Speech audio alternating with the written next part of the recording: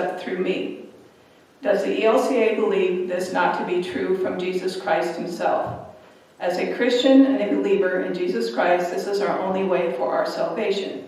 For other religions that do not believe in Jesus Christ, then are they not Christian and will be judged on Judgment Day as Christians will be judged? Okay. Thank you. Okay. Again, try to keep it brief as possible. Jesus says, I am the way, the truth, and the life. No one comes to the Father but through me. I believe that. What I also believe about that statement is that what Jesus is saying is, I'll take care of that. I'll decide who's on the way, who's living into the truth. And you don't have to worry about it. My job is not, and your job is not, to save souls or decide who should go to heaven and who should go to hell. Jesus never gave you that job.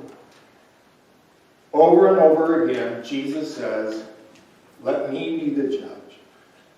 You proclaim, you love, you tell people about me.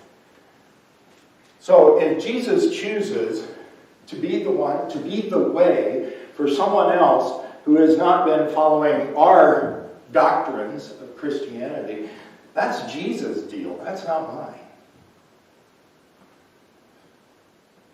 I know that I am saved by grace and by the love of God given to me in Jesus Christ.